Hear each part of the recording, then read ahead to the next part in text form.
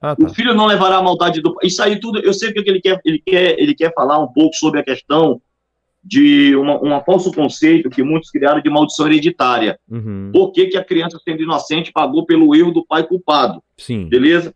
No livro do profeta Ezequiel, diz que havia um ditado entre os filhos de Israel, e o ditado era esse: os pais comeram uvas verdes e os dentes dos filhos embotaram.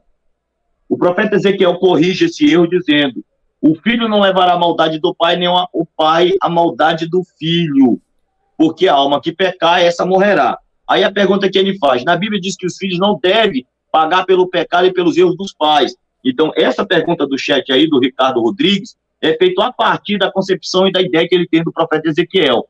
Porém, o bebê de Davi foi golpeado por Deus. Essa parte aí deve ser entendida por um outro grande contexto, tá?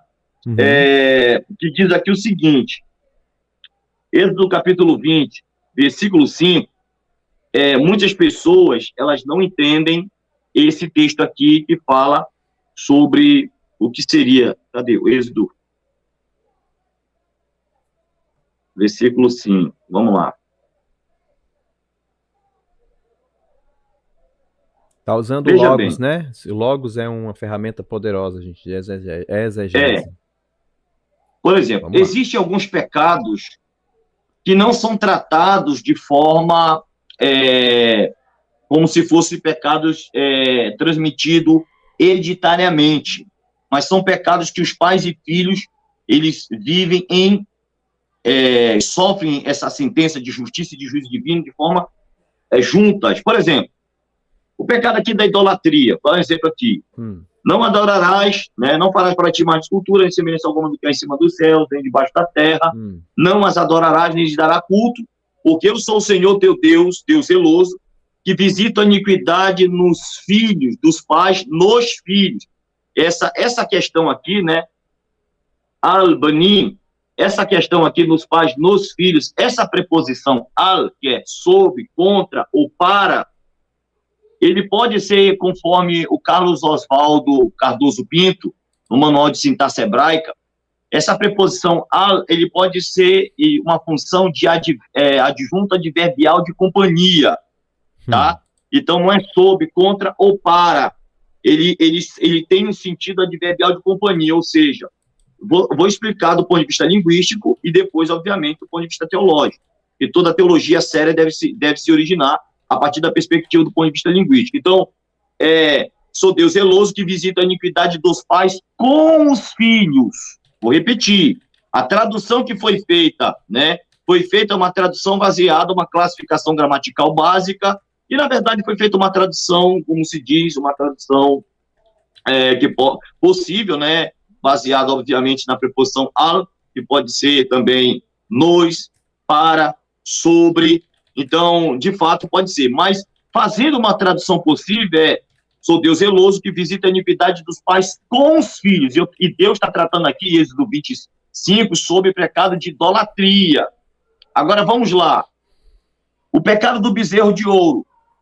Deus tratou os pais e os filhos. Mas aí, professor, ele perguntou assim, na Bíblia, diz que os filhos não devem pagar pelos pecados e pelo erro dos pais. Porém, o bebê de Davi foi golpeado eu entendi a pergunta por Deus dele, e morreu uma semana depois. Esse Deus... Não, eu tô introduzindo, eu estou fazendo uma introdução, porque não tem como responder simplesmente isso aí. Não é uma resposta tão simples assim. Tem que ter uma construção para se poder chegar aonde eu quero chegar para responder a pergunta do Ricardo Rodrigues. Deixa eu falar um pouco sobre o pecado da idolatria para entrar no pecado da prostituição de Davi, do adultério de Davi. No pecado da idolatria aqui, Deus visita o pecado dos pais com os filhos. Por exemplo, o bezerro de ouro. Quem foram os que foram mortos na idolatria do bezerro de ouro? Os pais, os homens, as mulheres e os filhos daqueles idólatras. Por exemplo, o pecado de Acã, que foi um pecado de rebeldia. Aqui já não é mais pecado de idolatria, né? É um pecado de rebeldia, né? Mas também, como disse o profeta Samuel, diz que o pecado de rebelião é semelhante ao pecado de feitiçaria, o pecado de obstinação é semelhante ao pecado de idolatria. Então, isso aqui dentro da perspectiva da martiologia. Mas vamos lá. Acã, ele foi condenado por pecado de rebelião contra a liderança de Moisés. Ele, a mulher e os filhos foram engolidos vivos, descendo ao vivos ao Sheol. Outra coisa, pecado de idolatria, que está lá no livro de Josué. Quem roubou os ciclos de prata e as capas babilônicas? Acã foi condenado pelos pecados de idolatria. Acã, a mulher e os filhos. Acã não morreu e nas futuras gerações de Acã Deus visitou o pecado de idolatria. Não, ele matou o pai e o filho no mesmo momento, porque o filho comungava da idolatria do pai. Então, o que é que o texto aqui, geralmente no hebraico, é complicado, porque não adorará nem lhe se dará culto, porque eu sou o Senhor teu Deus zeloso, e visito a iniquidade dos pais com os filhos, com a adjunta adverbial de companhia aqui, numa sintaxe um pouco mais avançada do hebraico, até a terceira e quarta geração daqueles que me aborrecem. Então, nesse caso aqui, Deus visita o pecado dos pais com os filhos, e não nos filhos, conforme a tradução da Almeida Revista Atualizada acabou fazendo. Então, aqui é um exemplo. Agora vamos entrar aqui na questão da idolatria, ou na questão do erro de Davi aqui. Na Bíblia diz que os filhos não devem pagar pelos pecados dos pais, né, pelos erros dos pais. É o que está lá em Ezequiel. Uhum. Porém, o bebê de Davi foi golpeado por Deus e morreu uma semana depois. Esse Deus pode ser considerado justo? Sim. Porque o maior problema dessas pessoas que fazem esse tipo de pergunta são pessoas que sofrem de um sentimento de autojustiça ou de justiça própria. Eles querem analisar casos que Deus analisou para justificar suas respectivas ações com o seu critério pessoal de justiça. Então, isso é muito complicado, viu, Ricardo Rodrigues? Respondendo com todo amor, com todo carinho. Eu sei que talvez dentro do seu padrão pessoal de justiça, Deus foi injusto em condenar um bebê inocente pela culpa de Davi. Uhum. Ok. Mas veja bem. Não, peraí que eu tenho que explicar o texto. O texto lá, Ricardo, diz, o próprio Davi se sentencia. O próprio texto bíblico diz que Davi se sentencia quando ele disse que aquele que roubou a ovelhinha, porque Natan está dando uma parábola do homem que roubou a ovelhinha única do homem. Aí sabe o que Davi diz? Este homem deve restituir 4 vezes mais, porque para que ele roubasse essa ovelhinha, ele teve que matar Urias. Olha aqui, El. Pois não. Se ele matou Urias para tirar a única ovelhinha, tem que entender a parábola de Natan, tá? Se não entender a parábola de Natan e a própria sentença que Davi deu sobre si mesmo. Quem deu essa sentença sobre a morte da criança não foi Deus, foi o próprio rei Davi. Foi o próprio rei Davi, entendeu, Ricardo? Então, o Deus, ele agiu conforme a resposta que Davi deu para ele. Olha, tá aqui, ó, tô com a Bíblia aberta, tá bom? Diz aqui, em 2º livro de Samuel, capítulo 12, a partir do versículo de número 5, diz que depois que Natan entregou a parábola do cara que tinha roubado a ovelhinha para Davi, no verso 5, então o furor de Davi se acendeu sobremaneira contra aquele homem e disse a Natan, tão certo como vive o Senhor, o homem que fizer isso deve ser morto. Primeira coisa que Davi diz para o profeta, é que aquele cara que roubou aquela ovelhinha do homem que tinha ela, e essa aí é uma parábola descrevendo Betseba e Urias. Primeira coisa, ele diz que esse homem deveria ser morto. Veja, Ricardo Rodrigues, que Deus foi justo. Deus foi justo aqui, porque Davi disse que Davi era para ter sido morto, segundo a lei, pelo pecado do adultério. Sabe o que Deus faz? Deus usa de misericórdia, porque o verso 13 diz, então disse Davi a Natan, pequei contra o Senhor, disse Natan a Davi, também o Senhor te perdoou o teu pecado não morrerás.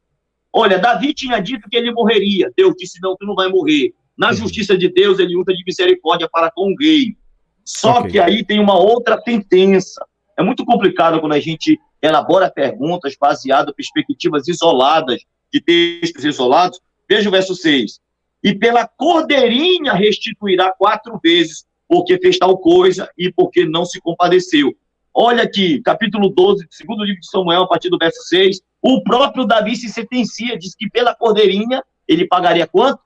4 vezes mais. Qual foi a primeira perda das 4? A morte dessa criança.